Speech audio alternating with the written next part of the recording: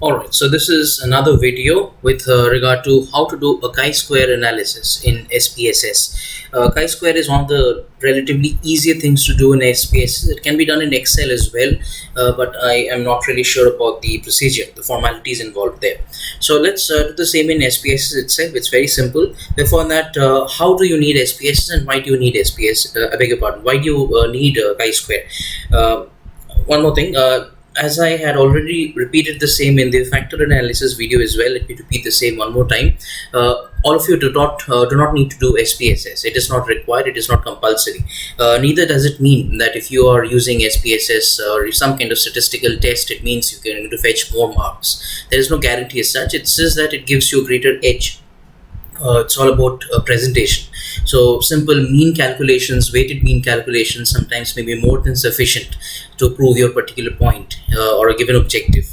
So please do not get into that mindset that if I'm using SPS, it means I can score higher. Yes, your chances of scoring may be relatively higher because you're doing something worthwhile. But if you mess it up, if you are not really sure about the statistical concepts or the theoretical part behind it, so you may have a chance of then losing out. So please be very careful about this as well.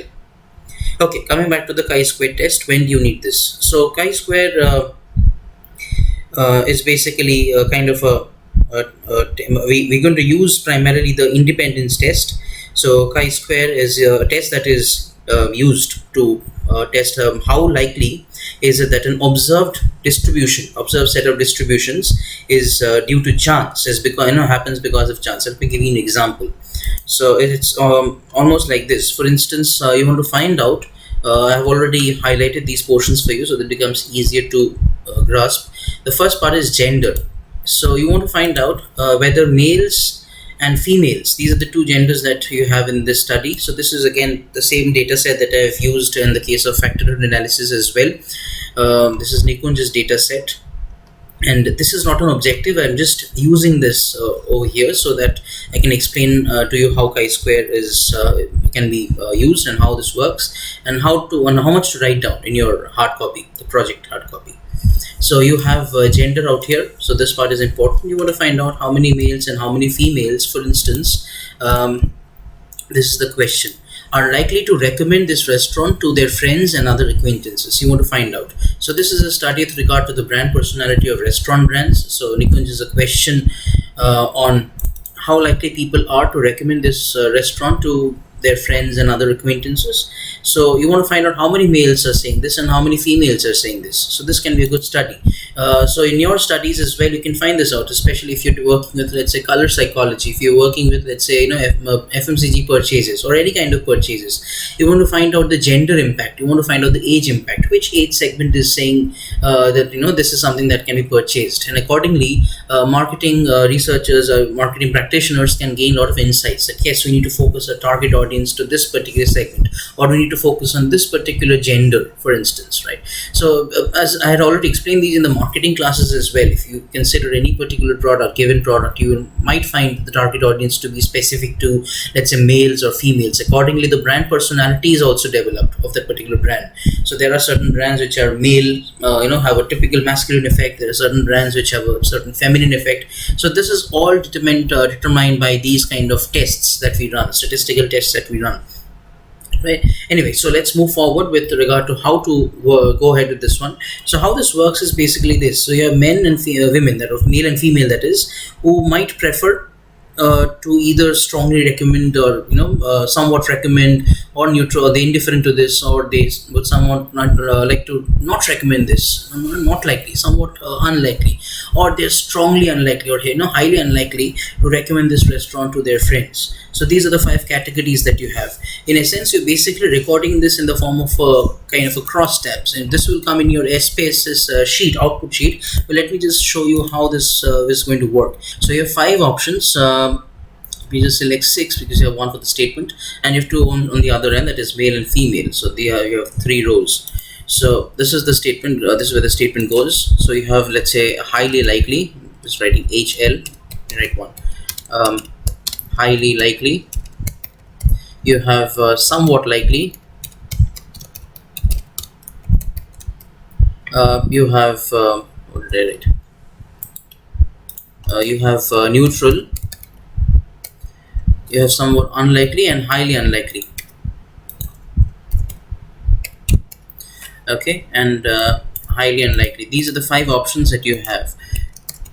And you have male and female out here. So you have male respondents and female respondents. So the 2 genders that you have had. So you want to find out how many males are clicking on highly likely, how many females are saying, somewhat likely, and accordingly. So this is how you would like to go about it. So this is where a cross tabs is required. The first part you will get is a cross tabulation. I think anybody if you're doing a project can actually use this. This is a very straightforward way. It's a very simple test that you're running. It's just a presentation of your data. Like I told you, instead of presenting it in the form of, let's say, a pie chart where you just write 50% people said this and 50% people said that. So it's better that you go one step further and show the demographic the gender impact as well. You can do the same for age as well, right? So but we'll just take an example out here. This is with regard to gender. Okay, moving forward to the SPSS sheet. One more time, let me just recapitulate. In the objective, what was it? You wanted to find out whether males and females prefer to recommend, or how likely are they to recommend this restaurant to their friends or acquaintances. And how do you frame this as a hypothesis? So hypothesis 1, as you know, there are 2 things that you need to write. One is the null hypothesis. So there is no impact of gender, or there is no significant impact of gender on the likelihood of individuals or respondents towards recommending this restaurant to their friends or acquaintances. So this is the null hypothesis. So there is no impact as such. And the other one is your alternate hypothesis, where you're saying that yes, there is a significant impact between gender, in this case male and female, the gender impact on the likelihood. So this is the opposite. So this is something that you're already aware of. So this is how you write the hypothesis. Some of you have been asking with regard to what to write in the conceptual framework. So it's basically just a diagrammatic representation of the same. Otherwise, you can just leave this particular portion blank. So I'll come back to the diagrammatic part later on, but let me just show you how this works in SPSS first, how to enter this in SPSS. So we take the same data sheet that we had used for factor analysis when we worried about these variables. We're not going to use this in the context of this chi-square analysis, but let us enter the variables first. So the one variable that we need to enter is gender, and the other one that we need to enter is how likely are they to recommend this to other friends. So let me just write recommend. Okay. So these are the 2 variables. Let me just change this to 0. Why to change the decimals to 0, I've already explained in the previous video, but we'll come back to that in a while. So this is gender of respondents. And the other one is likelihood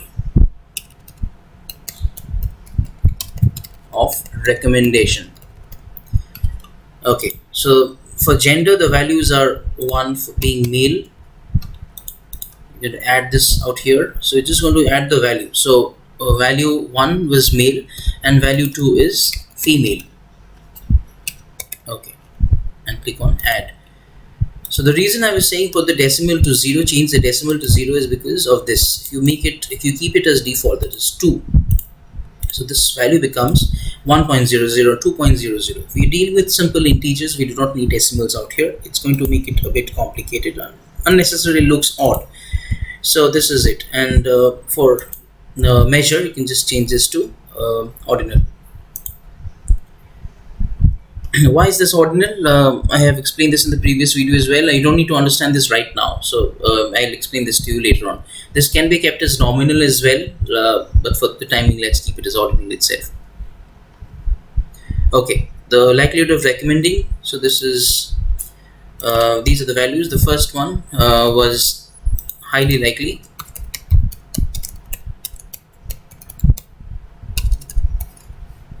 Highly likely, 2 being somewhat likely. So this is dependent on your code. So if you have labeled something as 1 equal to highly unlikely, so it's also fine. So these codes are entirely your choice. So please be very careful. You do not make this reverse. So you do not make 1 which was originally highly likely to 1 being highly unlikely. So it's going to give you or fetch you opposite results. It's going to be disastrous for your study.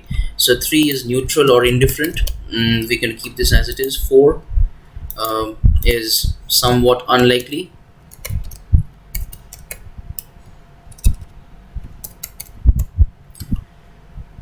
This is not the right spelling. Yeah. somewhat unlikely, and 5 is highly unlikely. Okay, so we're going to add all these ones in the value labels. Once it is done, leave it over here, keep this as ordinal, the measure, and that's it. So we're done with these two variables that we needed to add. Why did we add these two variables out here? Because we want to find out the gender impact on the likelihood of recommendation of a restaurant brand. Yeah, so the next thing we're going to do is add this in the data view. So there are two views out here. I will just recommend those are just viewing the chi-square video, just to go back to the factor analysis video one more time to see how to enter the data out here, because I've explained that in detail, but I'm pretty sure you're already aware of this because you had RM classes, research methodology classes, where all these were taught to you, entering values in SPSS. Okay, so you have gender and recommendation, which is already pre-fitted out here. Let me just add the values. So you can see male and female are not coded. So SPSS does not understand male and female, it understands numbers. So you just have to change this. So let me just change the females to males. One thing that you need to be careful about is if you change male first, if you change male to 1, the only option that you're going to use is find and replace. If you change male to 1, it's absolutely fine, but the problem that you'll face is female becomes FE1. So it changes all the males to 1. So including this part, FE, then it becomes 1.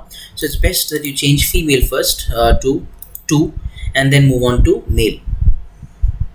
Okay, so let me just replace it, find and replace. So what do you want to find? You want to find female and you want to replace with 2. So you can replace all. So 35 replacements have been made. Close this, and you have the other one, which is male. So please give the syntax exactly as it is, including the caps, whether it is bold or whether it's small. Please be very careful with this, otherwise it will not recognize when you're replacing something. So male becomes 1, find all and replace all. So 75 respondents, 75 and 35, the total coming to 110. So there are 110 responses in this data sheet. 111 out here because you have 1 for the labels. Okay, so we're going to add this in SPSS. So gender, and we have 1 for recommend. So we're going to go here to recommend, and it's already pre-coded. The values I already mentioned in the SPSS tab. So the values are already pre-coded, and just need to enter it out here. Simple. That's it. So you have, just have a look, 110 responses total, 1 for gender and 1 for likelihood of recommending. Now you want to find out the gender impact. How likely are males to recommend this to their acquaintances, and how likely are females to do the same as well. For this, what you need to do is click on analyze. So just have a look at the stages. Click on analyze. Go to descriptive statistics. Okay, so from analyze, which is the 6th column, a 6th tab from the left hand side to the right. So you click on analyze, go to descriptive statistics, and click on cross tabs. So this is the 4th option.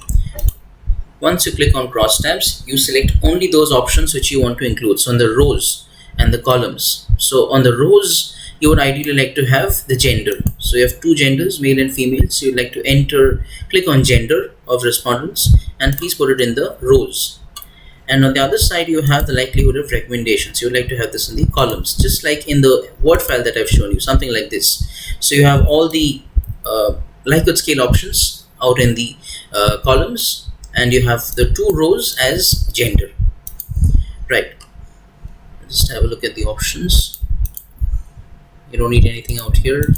For statistics, all that you need to do is click on chi-square. That's it. So you just click on chi-square. There is no need to click on correlations or anything of this kind. If you really want to find out the correlations between all the variables, and you can definitely go ahead with it, but I really don't see a need for this. If you want to do it, please let me know. I'll explain this personally. Click on chi-square.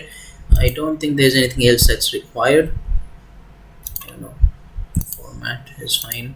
Style is also fine. Yeah.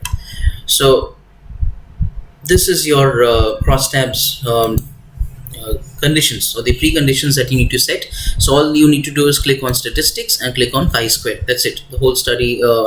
That's all you require out here. Okay, click on OK once you're done. All right, so give it some time. SPSS takes roughly about a few seconds to load the output. So your output is already here. What you can do is just copy paste these tables. These tables are can be copied directly. So these are tables. You can just right click on this, click on copy, and paste it in your Word file. You do not need this particular table, so I'll just tell you which tables to use. You do not need the first one, you can ignore it. It's just a verification, it's a summary. So it tells you that all the 110 responses have been filled. So there may be cases, for instance, you have 110 responses but 5 people have not filled up the response. They have missing responses. So this is just a kind of a check, verification. So you need only 2 tables, the second table and the third one. So the second table is the gender of respondents in conjunction with the likelihood of recommendation. So this is the one. Let me just put it properly. Okay. Okay, so this is the second table, and we have the third one, which is the important one, that is the chi-square test results. So click and copy and just insert the table out here. Yeah. Okay, so how does this work and what to write? Delete this part because this was just to show you how this works. So you can see this is what I was looking forward to, right? So I wanted a table just like this, and SPSS gives you a default table like this itself. We delete the table. That's right. So as I kept on mentioning in the previous case as well, please give the table numbers. So this is table 1 for instance. So please give the table number. This is very, very crucial. You can leave it like this itself. You can leave the table font like this, but my recommendation is you follow the standard procedures. I gave you a set template, so please follow the template as it is. So this is just to make it look professional. So it looks better that you've gone, it looks decent enough that you've gone that one step extra to make your project look professional rather than just copy pasting something from statistical software. Okay, so see what's happening out here. So out of males, one male is highly likely to recommend the restaurant to his friends or acquaintances. You have 38 males who say they're somewhat unlikely to recommend the restaurant.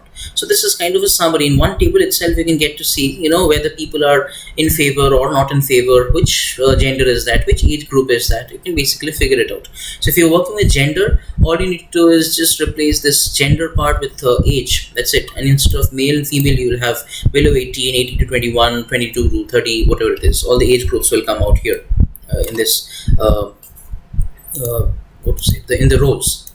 Okay, so when you're explaining this table, you don't need to explain everything. There is no need to write, for instance, one male has said highly likely, 3 males have said somewhat likely. You don't need to explain everything, just go on to the highest one. So you can just understand. I'll just highlight this for you for your convenience. You do not need to highlight this. This is just for understanding.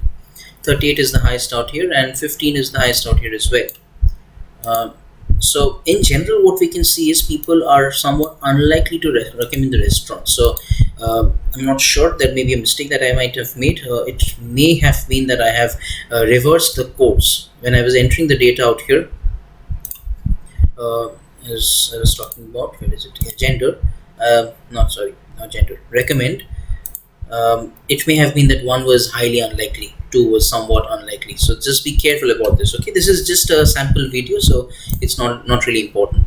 Now your explanation is very, very crucial. You need to explain why is it that you feel that 38 males are saying this, or in general, why is it that 53% of your 53 people, well, this is roughly about 50%, 53 out of 110 of your responses are somewhat unlikely to recommend the restaurant. So what could be the potential reasons? So in your inference, this is all that you need to write. So the first thing you're writing is 38 males is somewhat unlikely. In comparison, you have 15 males, 15 females who are also somewhat unlikely to recommend the restaurant to others, friends and acquaintances. And you have that to be a significant number. So you're writing this, and you can also write in a very short manner what can be the potential reasons why you think they're unlikely to recommend the restaurant. And this has to be based on your data, simply based on your data set. So you cannot make up arbitrary things like because of the COVID virus outbreak, there has been a sudden decline. So it's not because of this reason. Your study has nothing to do with the COVID-19 crisis right now. So please don't make put in arbitrary inferences. It has to be based on your data. So based on your data, you can figure this out. So in general, how likely are they to visit the restaurant? So these are the options. See, there are other questions as well. How likely are you to return to this restaurant in the next few months? See, people, how are they responding? Just have a look at the data set. You can easily figure out what can be the potential response. So this is the inference. This table is actually very important. As I was saying, so the table number is very important. One way by which you can differentiate yourself is write the source. So this is author's calculations. Okay, so this is how you can make it more professional. So author's own calculations, you can just reduce the font size a bit. That's it. All right, so this is what you're going to do for all the tables as well. It looks good to an external reviewer or an external person who's coming to review your projects, that you've actually meted. This is a standard. We always look at SPSS data sheets. We used to this format, so it looks good that you've taken some time out to make it look professional. So you might argue with me with regard to saying that how is this relevant to my study?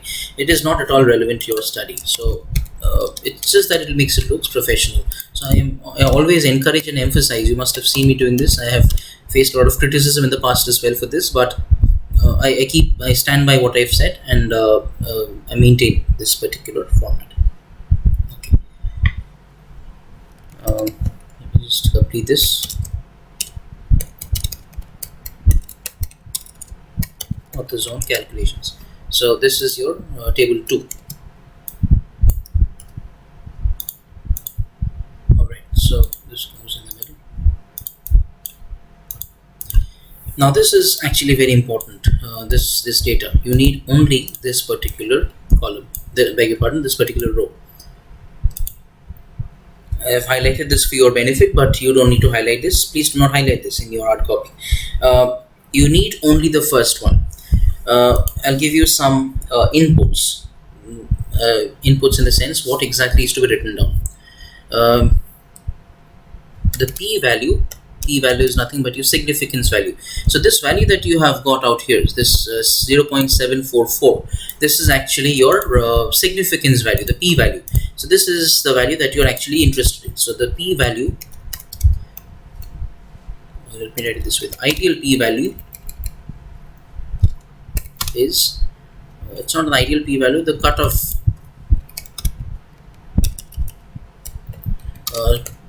score for the p-value is 0.05. So basically what you need is p has to be less than 0.05. This is the primary condition. If p less than 0.05, this is just for your understanding. People often confuse this. So let me just write this in one table. If p is less than 0.05, p meaning significance value, this is the value that we are referring to. Okay, so if p is less than 0.05, then reject the null hypothesis. Okay, so null hypothesis is written this way, h naught. H naught is written like this. I'm just going to make it a subscript, and if p is less than, let's copy this one. If p is greater than 0.05, then of course you have to accept the null hypothesis. Okay, so this is just one you remember. If you are rejecting, this is what it's going to mean. So if you're rejecting the null hypothesis, it automatically means you are accepting the alternate hypothesis. Accept the alternate hypothesis, which is H1. Okay, so this is obvious. So if you're rejecting one, of course it means you're accepting the other one. Okay, this is not so important. Remember only one part of it. Okay, so if you're accepting this, it means you're rejecting the alternate hypothesis.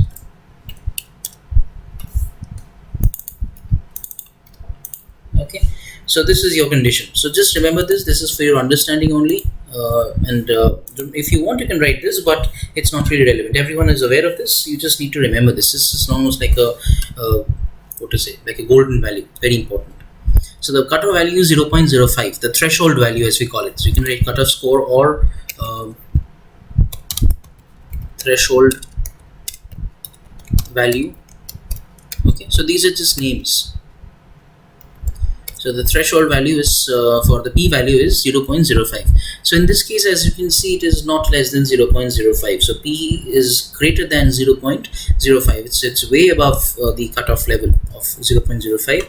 So as you can see from here, if p is greater than 0.05, it means you have to accept the null hypothesis.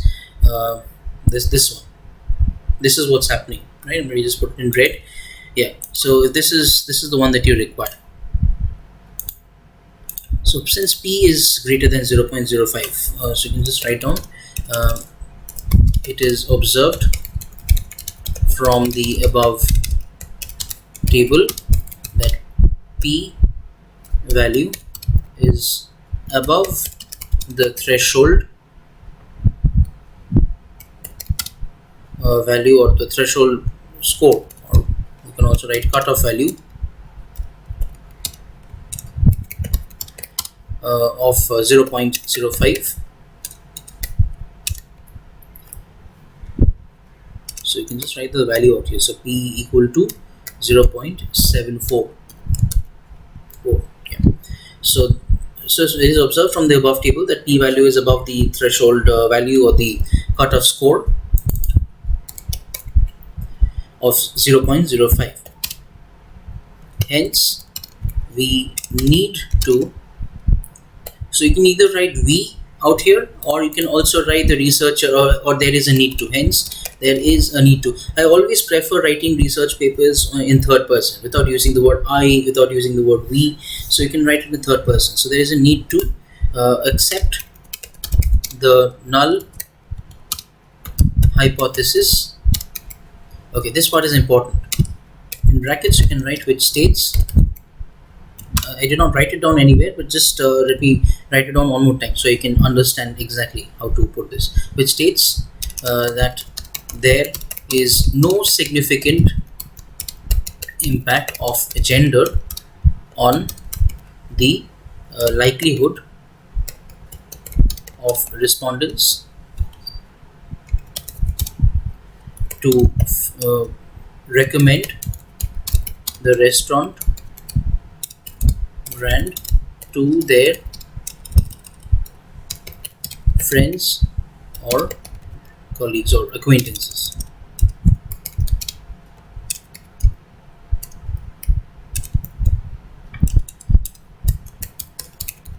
Okay, so it states this is the null hypothesis. You just need to write it down. Except the null hypothesis, it states that there is no significant impact. Okay. If you want, you can write it in brackets. You can write it directly. I don't think there's a need to put in brackets. You can just write it directly. Okay.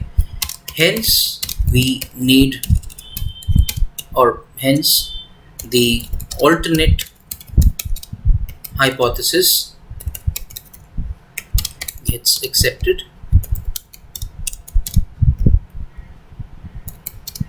which states that there exists, I think I made a mistake, there's a need to accept this, right? So yeah, so hence the the alternate hypothesis gets rejected, my mistake. So yeah, gets rejected, which states that then there is no need to write this.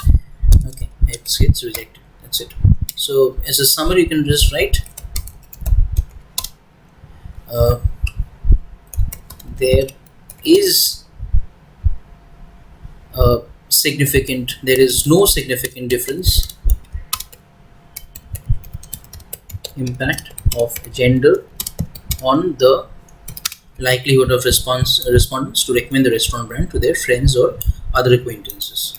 This one, right? So this is the summary. So people in general will understand that yes, this is what has happened, right? Okay. So this is how you need to work on a chi-square test. So this table is very important. Again, going back to the SPSS output sheet, you just need to have the second and the third table. That's it. And you just need to put it in the Word file. And in the interpretation, you can just write this. It's best that you write down the hypothesis out here. So hypothesis was uh, gender impact on likelihood of recommendation, right? So this was the hypothesis. So you have to just define this. So the null hypothesis was, if you want, you can write null hypothesis, or you can just write H naught. So the null hypothesis is, I'm not writing it one more time, this is the null hypothesis, and the alternate hypothesis is this is the opposite of this one. So if you want, you can just it's best that you write this in the very beginning of the page. Okay, always start a fresh always start an analysis on a fresh page, and the next one also on a different page. So like this, you can go on to do this for multiple number of questions. Do not do this for all the questions, it looks ridiculous. So do it for some of the relevant questions, some of the questions that you really are curious about. You want to find out the age impact, or the gender impact, or the income impact, whether there's any difference because of income, right? So this, or educational attainment, is also there. So this is dependent on your objectives of the study. Now at the end, what happens is, if you have, for instance, done chi-square for, let's say, 10 such cases, so you want to find the gender impact on likelihood of recommendation. So like this, you have done this for, let's say, all these ones, all the questions that are there, 5, 6, or even more. So there are more questions out here. You want to do this for all these options. So you are ending up with a large amount of data. So you have a word limit as well for BCom. That is, for BCom specifically, there's a word limit of 5,000. So it makes it unnecessarily tedious. So what you can eventually do is make a summary table. Okay, so this goes for BMS as well. I'm recording a same video for both the departments. This is a common video. So summary table, chi-square statistics, yeah. So what you can do is insert a table. How do you do this? You can insert one table for the alternate hypothesis, hypothesis, one for the statement, one for acceptance or p-value, for rejection. So this is how you can get it done. Just trying to figure it out. So on one side you have the hypothesis number, that is. So you have multiple hypotheses. How does it work? Sorry. So if you have multiple hypotheses, this is H. This is just one, right? So this is hypothesis 1, gender. You have another for age. So you can do it this way. So H, let's say,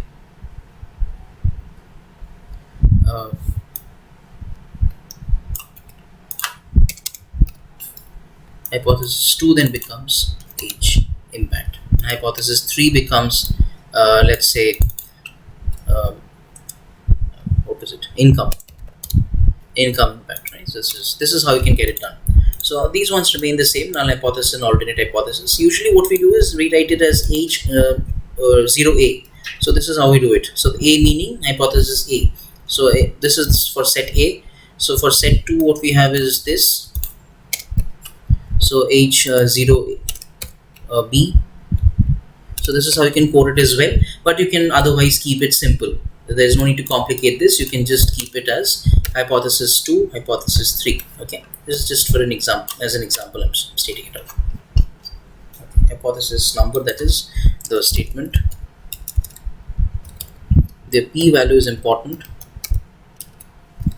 and status, that is accept or reject.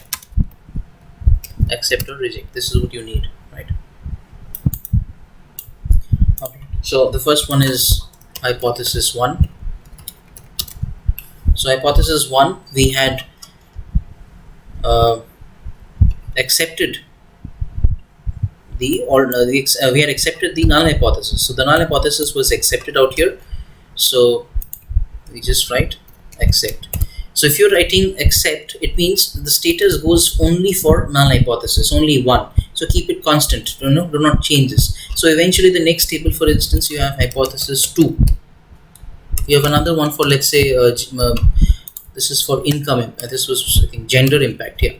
Gender impact. The next one you have for age, for instance. Right? It's best that you write it down. Impact of gender. Impact of age on ... So this is the statement. Please write the statement. I'm not writing it out here. On. likelihood of recommendation, whatever it is that you need to write. The p-value was 0.744, right?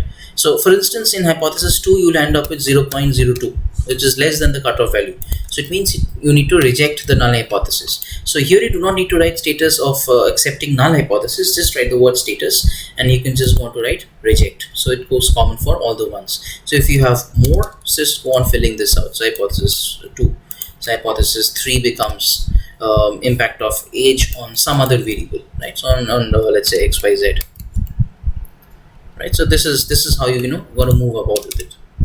So this was, let's say, impact of age on some other variable. So this is how you're going to work on this. Okay, so this is 0.873. You're going to accept it. So this is how a summary table works. So it's best that you put this out in a summarized format, so you can save space. There's no need to explain this 100 times. It looks extremely lengthy, tedious. So you don't want to work on so many things, so it's best that you put it in a summary table. Okay, so I think this is all that you need from SPSS, from chi-square analysis using SPSS. There is any other problem? I think everyone can use these cross tabs at least. This is very simple. These cross tabs can be used by every individual. It can be done in Excel as well. I will recommend that you see some kind of YouTube video for this, but in SPSS it's just faster. That's it. So you can use this. Gives you greater kind of an analysis, depth of analysis than in other cases. All right, so I'll stop the video out here. If there's any problem, please let me know with regard to this chi-square analysis. Thank you.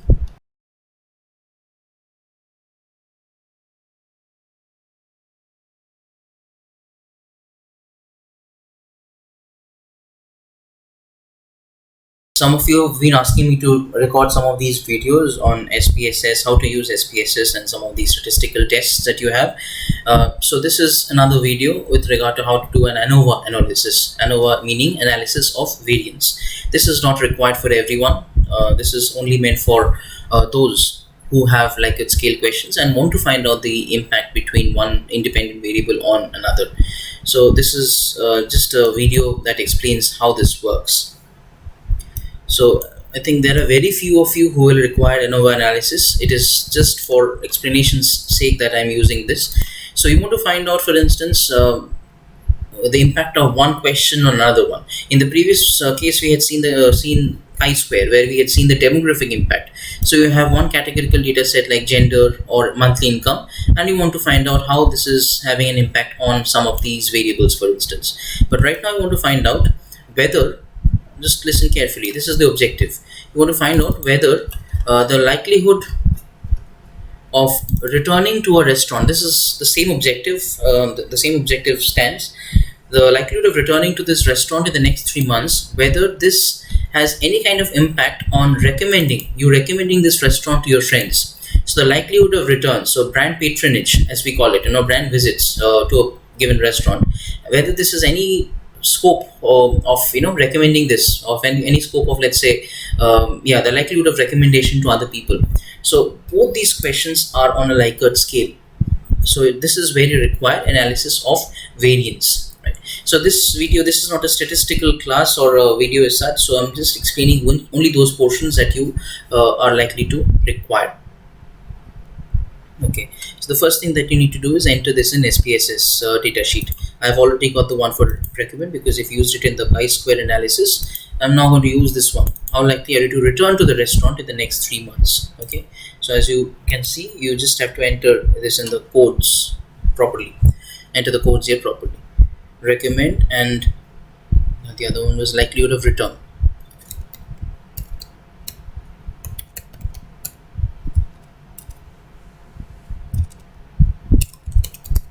Just write return chance for sake of understanding. This is likelihood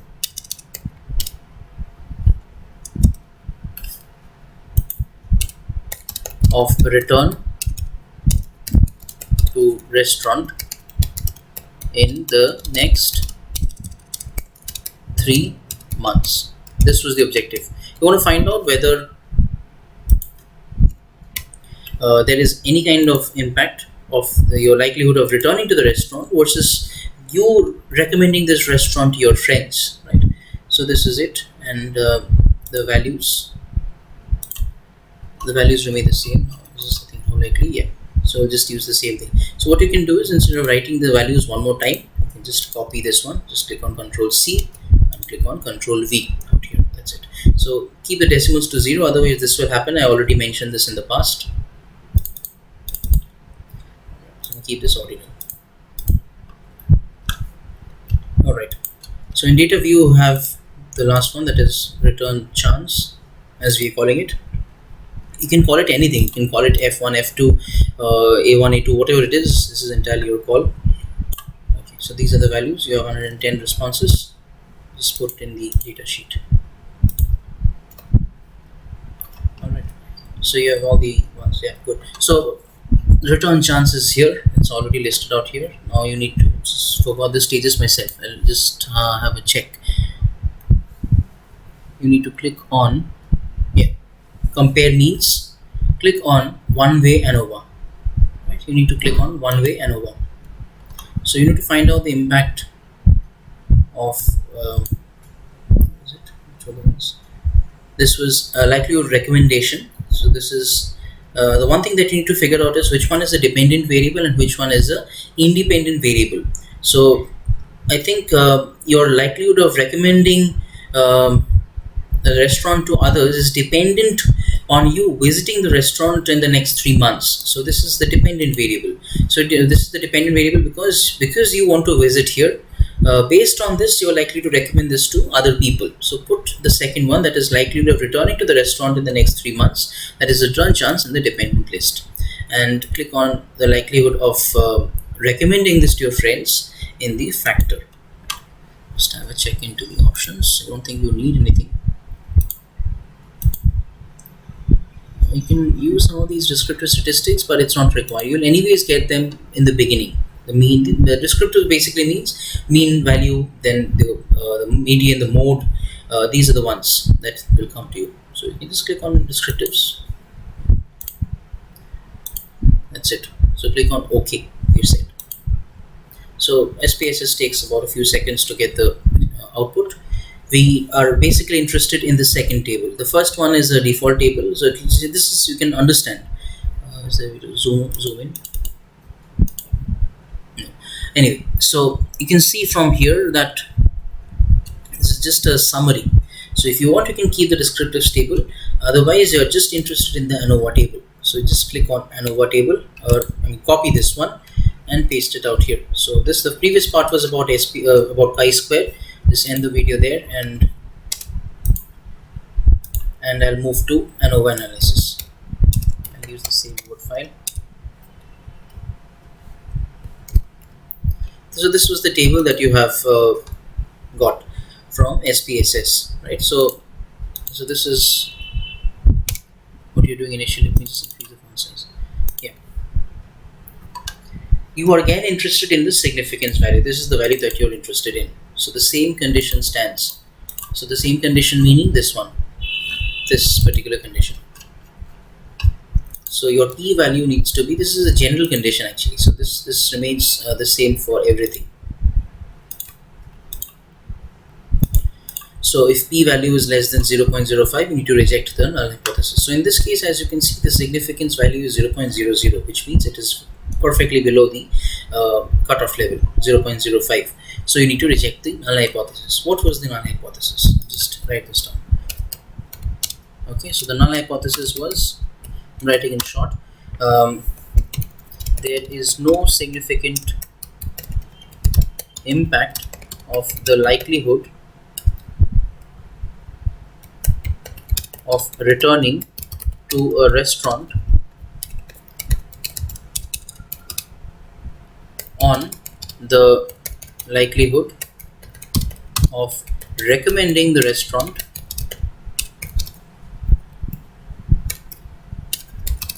to friends or other acquaintances. If you would just write friends, okay.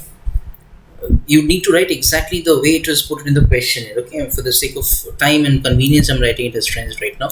This was the null, and the alternate will be there exists a significant impact. If you're writing exists here, you can write exists here also. There exists no significant, no, it's better. There exists a significant impact on the likelihood, right? So this was the hypothesis. So if you, it's best that you write it as H0 H1 as the way it was written initially, this way. This is the best way of writing the null hypothesis.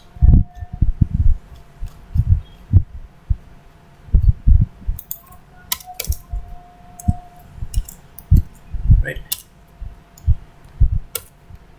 Oh. Right. So this is the null hypothesis and this is the alternate hypothesis. Just put this in brackets.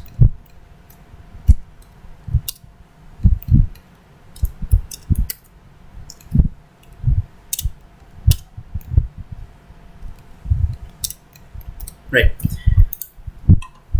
Just keep this in mind. This is important. This is your null hypothesis and alternate hypothesis. Right. Now, as it turns out, in this case, the p-value is very well below the zero cutoff level of 0.05. So you need to reject the null hypothesis. So as you were writing out here, so it is observed. So just need to write the same thing once again. It is observed from the above table that the p-value is below the threshold value of, just write 1. You need to write, don't need to write everything. 0.05. So the significance value is equal to 0.00. Hence, there is a need to reject the null hypothesis, which states that there is no significant impact. So this is all that you need to do. There is, that's it. Yeah. So there is, states that there is no significant impact of the likelihood of returning to a restaurant on the likelihood of recommending the restaurant to your friends. Hence the null hypothesis, hence the alternate hypothesis gets accepted. So what does it say? Summary is this: there exists a significant impact. So it is clear from logic as well. You can understand that this is very much evidenced by real life or theory as well. So the more you visit a restaurant, it means you're more likely to recommend the restaurant to your friends. It cannot be you keep on visiting a restaurant and yet you do not recommend the brand to your friends or your colleagues. So this is something that you need to keep in mind. Okay, so this is your summary. You just write this. So this is how you need to work on ANOVA table, right? So remember the stages. I'll repeat it one more time because I just kind of rushed it out there. So you need to enter the values, click on analyze, click on where is it? Compare means. Yeah, this is the fourth one, and click on one-way ANOVA. That's it. So this is only applicable for those students who are working on 2 questions. You know, like something like this, like I mentioned, or you want to find out like this. What is it? Describe your feelings. Yeah. How would you describe your feelings about? There were 5 options. So how likely or not? There's a better question, I think. Yeah, the quality of the restaurant. So how likely are you to describe the quality of the restaurant, or dependent on the quality of the restaurant, how likely are you to recommend the restaurant to your friends? So you want to find out the impact of this question on this question. So it's exactly the same format. So I'm sharing this format with you so that you can basically go ahead with the writing. This is not the best way of explaining stuff, but there's no other option. So this is very uncomfortable for me as well. Please bear with me. If there is any further doubt, please let me know. I'm always there to help you out. Thank you.